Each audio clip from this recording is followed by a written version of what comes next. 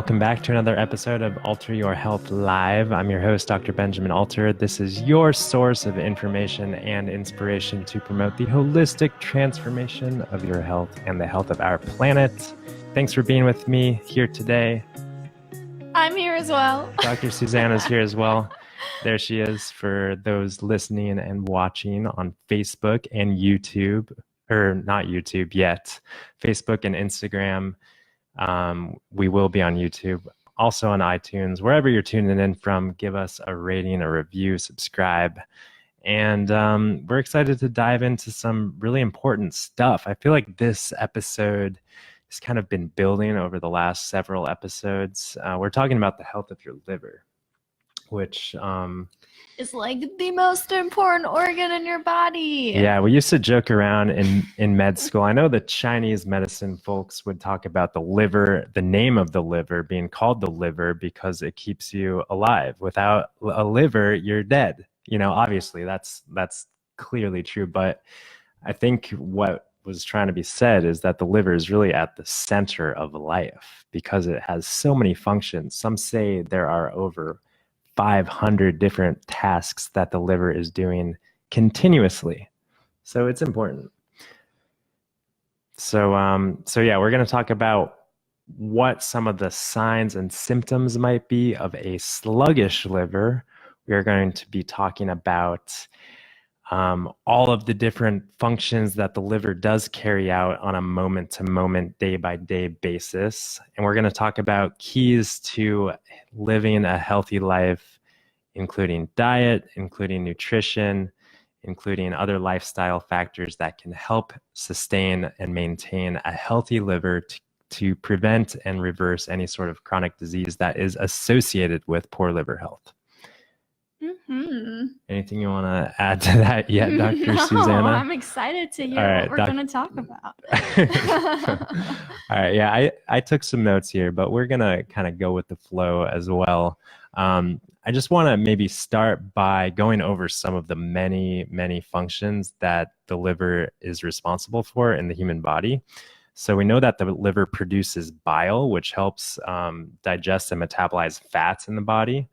And the liver also produces different sorts of proteins like albumin and other proteins that float around in the blood and carry out different tasks in the body.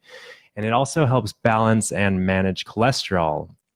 And a lot of people, argue that dietary cholesterol is not responsible for elevated cholesterol in the blood. And their reason behind that is because cholesterol is produced and maintained by the liver. We know that there are actually dietary implications and endogenous liver implications when it comes to your cholesterol levels. But the liver also converts excess glucose in the body into glycogen, which is a storage form of glucose that can be used for energy later down the road. So the liver is a great place to store energy. Do you want to talk about some of the other ones? Yeah.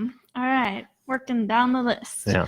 So the liver also regulates blood levels of amino acids, which are the building blocks of our proteins. So when you think about the liver's processing cholesterol, it's processing proteins, it's processing fats, it's processing all these things.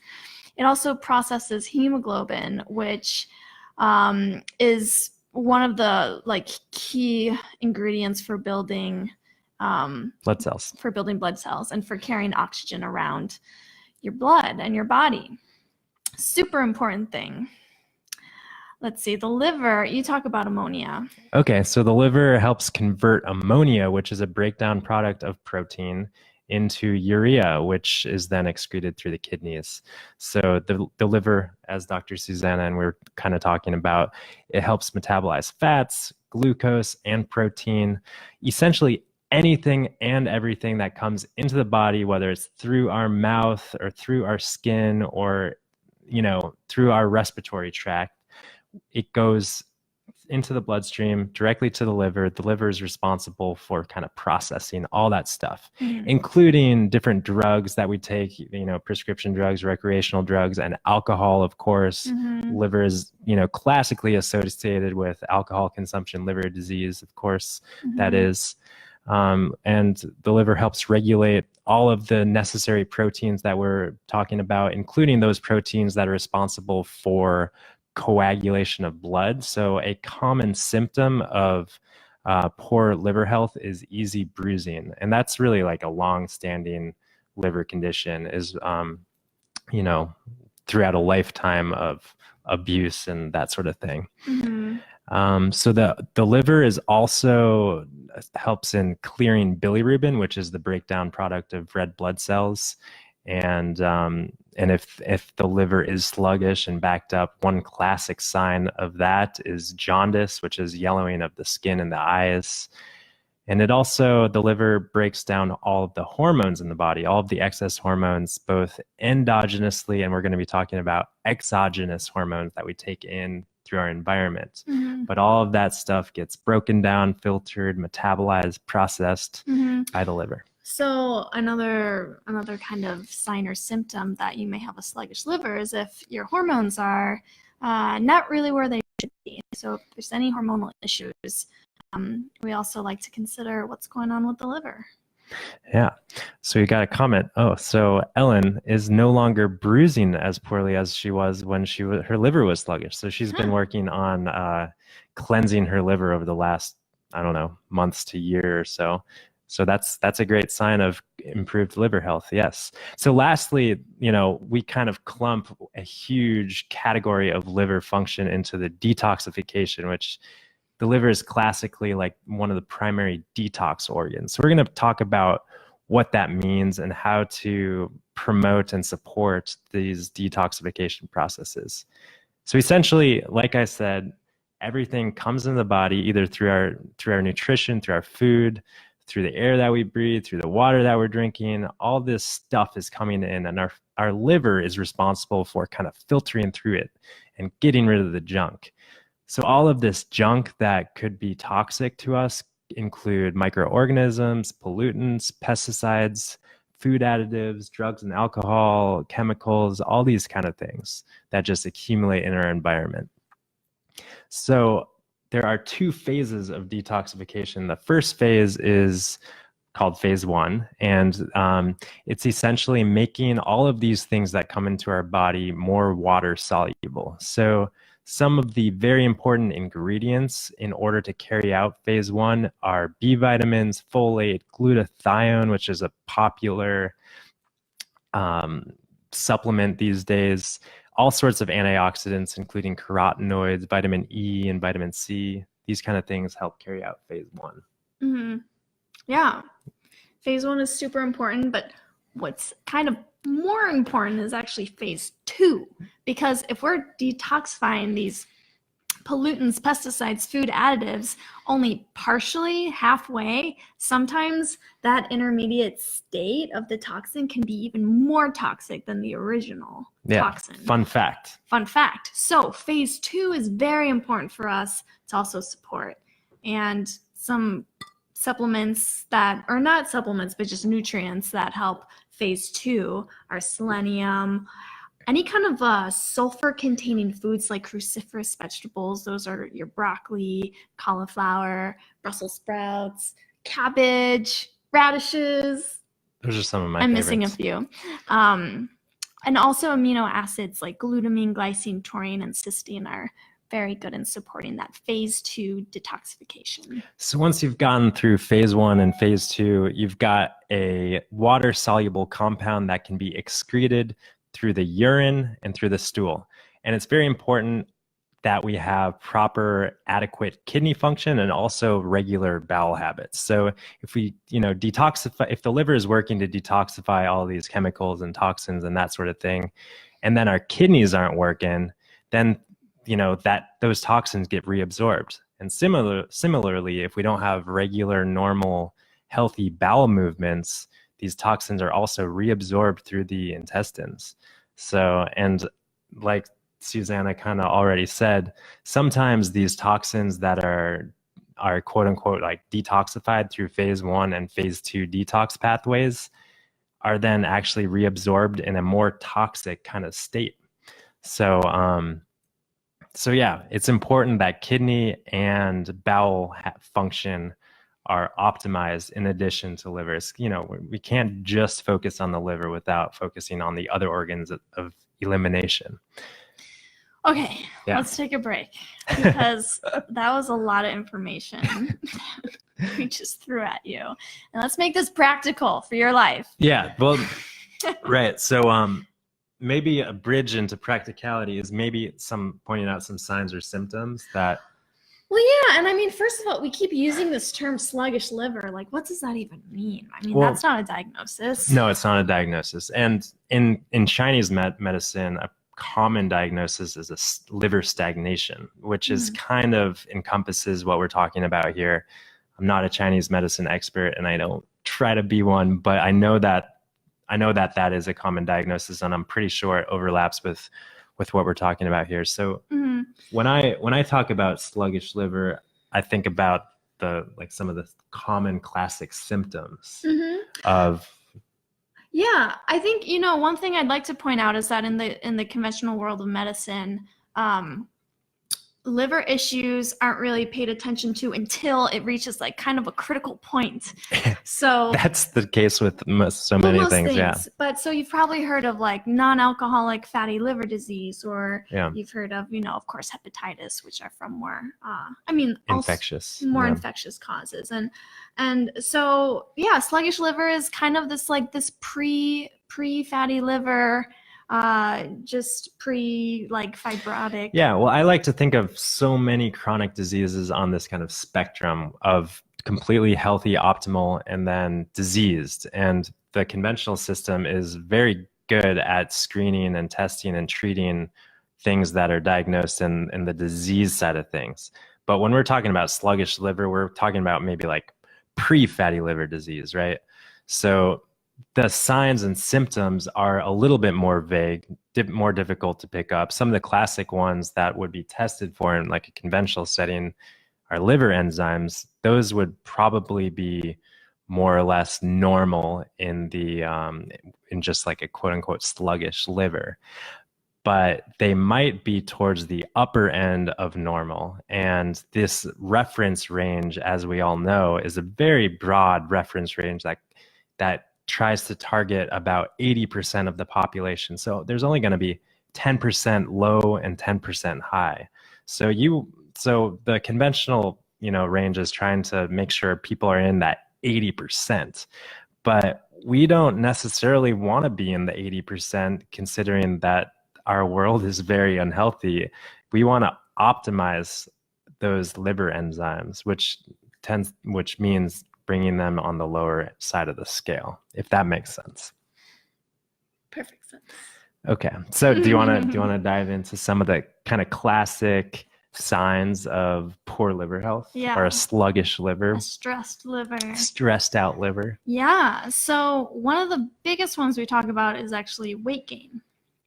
And when the liver is sluggish, one thing that's happening is usually there's possibly just the world that we're living in. There's been accumulation of toxins and also fat from taking it in from our diet. And that can actually be stored and accumulated in the liver. And that then makes it difficult for the liver to produce bile that's really important to even break down fat in the first place.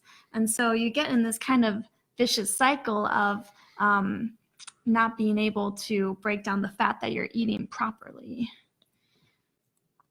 If that makes sense. Do you want to add anything to that? No. All right.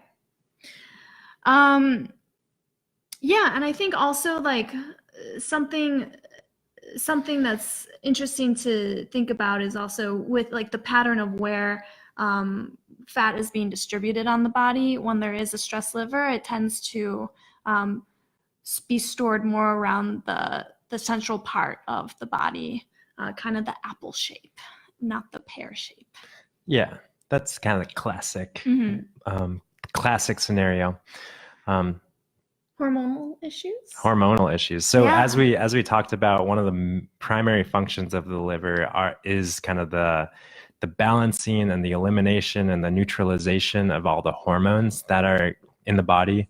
You know, endocrinology is obviously a whole huge subspecialty in medicine, but the liver health piece of endocrinology is super duper important, and in my opinion, from my perspective, oftentimes overlooked. You know, a lot of people have hormonal issues, whether it's, you know, irregular periods, whether it's menopausal symptoms. Weight gain is also a hormonal issue. You know, whether on the male side of things, you know, andropause or low testosterone, or fatigue, or, you know, cortisol imbalance and adrenal fatigue and these kind of things, there's always a liver component. So yeah, the hormonal imbalances have their own kind of unique symptoms that present, but any of those could be pointing ultimately to a sluggish, stressed out liver. Mm-hmm. Yeah. Skin issues. This could be acne, psoriasis, eczema. Those are certainly the most common skin conditions that we see increasing. And when the liver isn't able to kind of like filter and detoxify as it should be, these toxins are in other organs, and the skin is the one where, you know, we certainly see it with the naked eye. And yeah, it manifests as inflammation, whether it's acne or eczema. It's just an indicator that the blood isn't being filtered the way that it should be. Mm-hmm. Yeah, skin conditions can often be really troublesome and just frustrating. But I think it's really important to look at the liver oftentimes to support the health of the skin, for sure. So fatigue is obviously a huge symptom that is an umbrella that encompasses so many things. But a lot of people with chronic fatigue, there's so many, like, quote unquote root causes that could be explaining fatigue, but liver is always one part of that, always, for sure. And then bowels is kind of, and digestion in general. You know, if you're not producing enough bile, or if there's a sluggish liver, then, like Susanna talked about before, with the bile and the digestion of fat, that can be impaired. So we can experience bowel or stomach upset and irregular bowels as a result. Anything you want to add? No. Cool. Well, I'm excited to get into these these keys to help kind of cleanse and keep the liver happy and healthy. And I just want to point out first that there are so many protocols for cleansing the liver and detoxing the liver, and all sorts of powders and supplements and bottled, you know, concoctions that are synthesized and whatever and sold to us. And I think that it's important to live on a day-to-day basis a detoxifying lifestyle. I love that. Not like do a week-long cleanse and dive right back into whatever other life we have, not living these, like, you know, two lives and going back and forth. Because, like, the other thing I think about when these people are doing these intensive liver cleanses for a short period of time, that can release a lot of toxins. Oh, yeah. In the body that, you know, aren't being eliminated in the proper way. So they could technically be doing additional harm to the body. And this kind of more regular approach of just living a gentle, detoxifying life on a day-to-day basis, to me, is a much better, is a more sustainable way to totally. And to obviously, heal. We're going to be feeling so much better on a daily basis. Yes. You know, not just like going through these waves of extremes. So let's talk about this cleanse lifestyle. Like, I don't know, I think we should maybe create a hashtag, cleanse life, like hashtag like living the cleansed life. So obviously the first thing to do is to decrease our exposures to all of these exogenous toxins that we're around. And we've talked about this and alluded to this so many times that it's really impossible and to live in like a bubble and really kind of maintain freedom from all toxins at all times. But we want, and that's not necessarily the goal, but we want to just be conscious of our exposure to pesticides, cleaning chemicals, heavy metals, PCBs and plastics, and all these kind of things that do present in our day-to-day environment, in our household. So cleansing the household, I think, is really important. Yes, Anything certainly. you want to add? Well, I think we're going to talk about this later, but also the toxic exposure in our foods. Yes, we'll talk about this real quick. The next thing that I think is just so accessible all the time is hydration. So this is lemon water. Lemon water is a great, gentle, hydrating, and detoxifying fluid that I think that the world needs more lemon water for sure. And celery juice is also a key hydrating, detoxifying liquid in so many reasons. We could do a whole talk about celery juice, of course.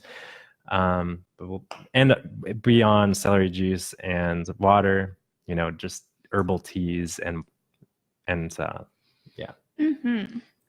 And then also increasing the source of hydration through fruits and vegetables. Yes. And so, okay, when we're talking about eating more fruits and vegetables, we want to also remember that a lot of conventionally grown produce is heavily laden with lots of pesticides. Right. So we can be doing more harm than good potentially if we're jamming pesticide-laden produce. Yeah. Yeah.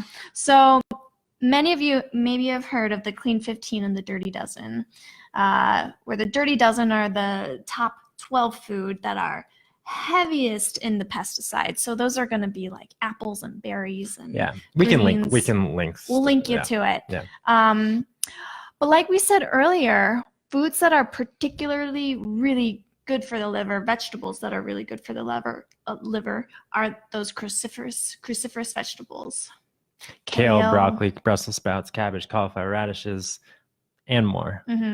And also, when it comes to fruits and vegetables, as we talked about before, they are all sources of fiber, which help bulk the stool and just finish off this elimination detoxification process. Because if we're doing all this good hydration and detoxification, keeping the liver healthy, we want to make sure that we're eliminating these toxins once and for all, flushing them down the toilet.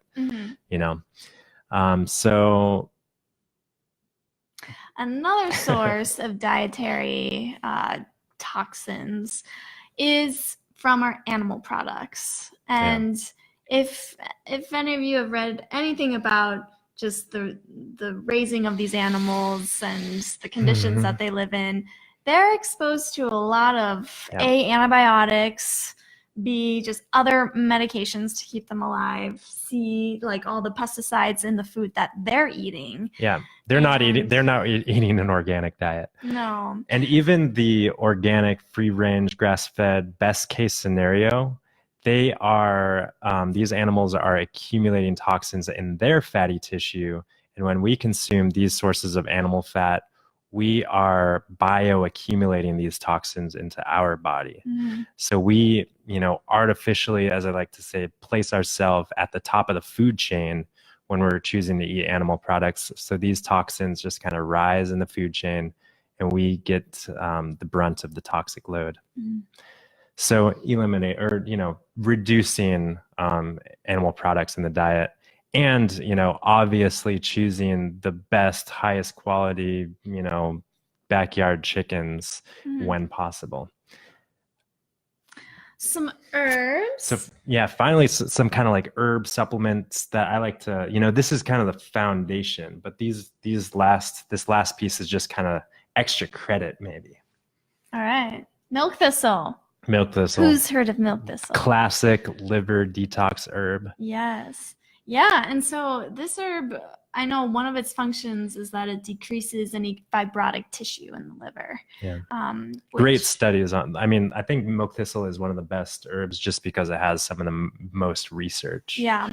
It's also really great for those people who are taking pharmaceutical medications. It helps basically just kind of mitigate some of the harm, the additional, just kind of brunt that the liver gets from taking these medications. Yeah. So. A lot of the other herbs are kind of I think all of the herbs are kind of in the food herb category of, herbs can also be eaten as food. So things like artichoke leaf and artichoke, chicory is also a leaf, dandelion leaf and root, burdock is a root vegetable. Schisandra, I don't know about eating schisandra. That's definitely an herb. And licorice root is a great herb for liver health, liver cleansing, liver support. And we kind of alluded to some of the other nutrients like vitamin E, vitamin C, selenium, these kind of things. But I always think that getting these nutrients from food is undoubtedly the best place to get those kind of vitamins and minerals. So the herbs are kind of a different, like I said, like extra credit kind of nudge, support, nourishment that's like, rocking your liver and keeping it nice and happy and healthy. Yeah. So any other things? I mean, I guess the only thing I want to add is like this whole sluggish liver thing is unfortunately becoming kind of an epidemic in our world. Yeah. And it's because of the prevalence of toxins in this world that we've been a part of for however many years we've been alive. And and so making sure that you incorporate some of these detoxifying things into your everyday life is going to help for the overall longevity of your liver. And another thing that I wanted to just emphasize and point out, whenever there is any sort of condition, acute or chronic, that is going on in your body, chances are supporting your liver is going to help the outcome of where you're at. Just as supporting your digestion and your gut health. It's kind of the liver and the gut health kind of go hand in hand at playing really the core, the root of a healthy protocol to heal from anything in the world. So we should always be remembering and focusing on the liver when it comes to our life, when it comes to our living. And clean up your house, clean up your diet, drink enough water, go to the bathroom, just kind of the basic stuff. Yeah. So I guess that's it for now. And unless there's any questions, we will see you all next week. All right. Peace and love. Bye-bye.